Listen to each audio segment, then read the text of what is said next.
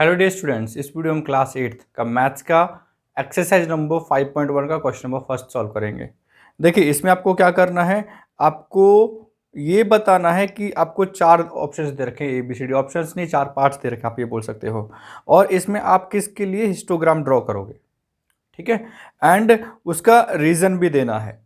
तो पहले समझ लेते हैं कि हिस्टोग्राम और बार ग्राफ में डिफरेंस कैसे देखें, कैसे पता चलेगा उनका डिफरेंस। तो देखिए, इसमें इस डायग्राम को देख के हम बता सकते हैं।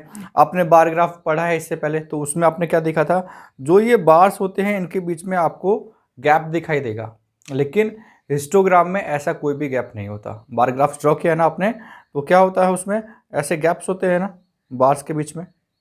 कितना गैप होता है वो तो आपके ऊपर डिपेंड करता है, लेकिन गैप्स होते हैं। तो वही लिखा हुआ है बार ऑफ इक्वल विड्थ, साथ में इनका विड्थ भी इक्वल होगा। यहाँ पे आप देखिए गैप 20 to 25, 25 to 30, 30 to 35, सभी में 5 का विड्थ दे रखा है। तो ये विड्थ भी इक्वल होता है किसमें, हिस्टोग्राम में। ओके, एंड दूसरा ये सिंबल दिखाई दे रहा है आपको, इसको बोलते हैं जैग्ड line.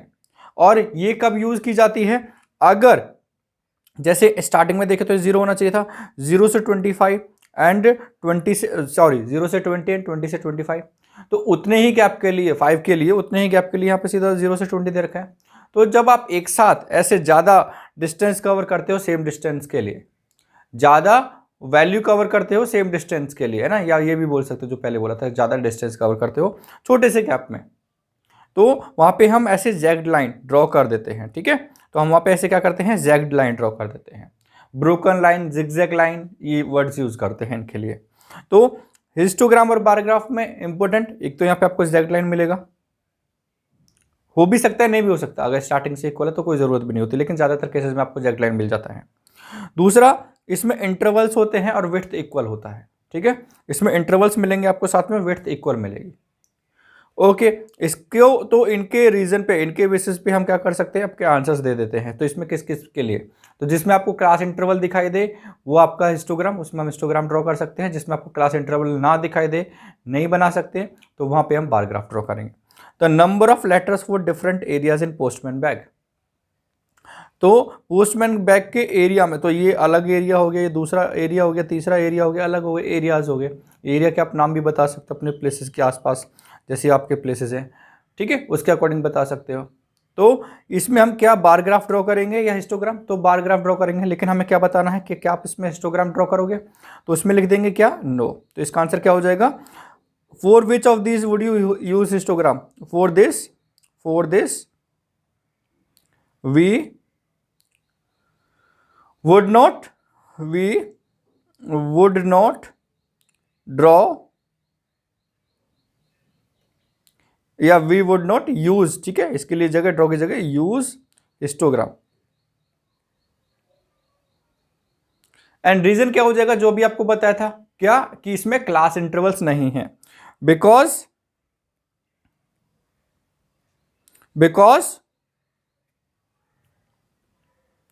We can not divide into class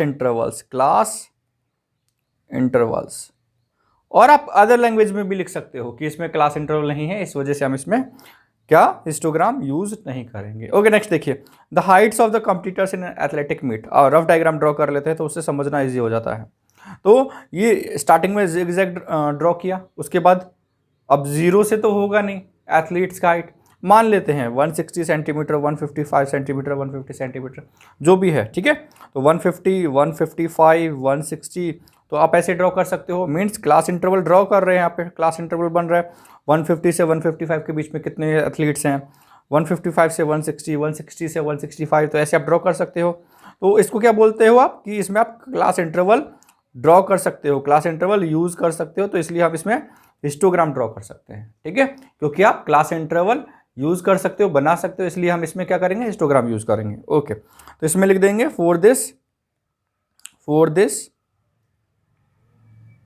we would use histogram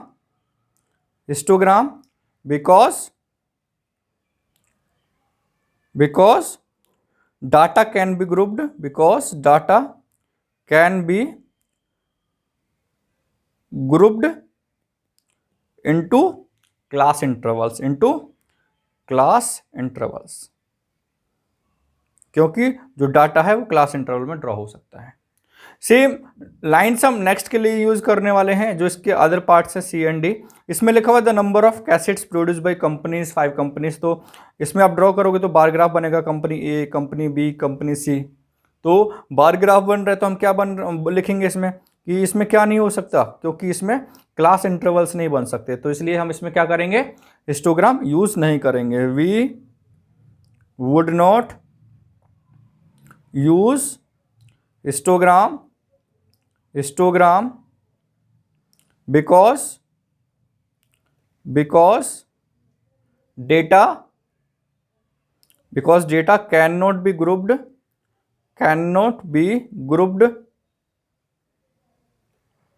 into class intervals,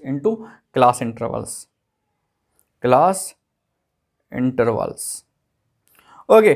class interval पता है ना, एक बार और बताऊं क्लास इंटरवल क्या होता है, अगर आपको क्लास इंटरवल देखना है तो जो ये आपने 25 से 30, 30 से 35, 35 से 40, जो इनके बीच में गैप है ये तो आपका विड्थ हो जाएगा अगर आप बार के लिए ड्रॉ करोगे तो। लेकिन आप ऐसे इंटरवल्स बना रहे हो, 20 से 25 हो गया, 25 से 30 हो गया, these are class intervals. Class intervals है कि कहाँ से लेके कहाँ तक लेना है आपको, ठीक है। 25 से 30 तक लेना है, 30 से 35 तक लेना है, these are your class intervals, ये क्लास इंटरवल्स हैं। ये क्वेश्चन के अकॉर्डिंग चेंज होते रहते हैं। The number of passengers boarding train 7 AM से 7 PM, तो आप इसको अपने अकॉर्डिंग डिवाइड कर सकते हो। 7 AM से, अगर मैं इसका रफ डायग्राम ड्रॉ करूँ एक बार, 7 AM से 8 AM, 8 AM से 9 AM, 9 AM से, तो क्लास इंटरवल्स ड्रॉ हो रहे हैं। तो क्लास इंटरवल्स ड्रॉ हो रहे हैं तो इसमें क्या ड्रॉ होगा, आप क्या यूज कर सकते हो, histogram. We would use histogram, and reason क्या हो जाएगा पता है आपको, because data can be grouped into class intervals. तो ये हो गए, इसमें 4 पार्ट थे, सभी पार्ट्स के आपने आंसर दे दिए। Thank you.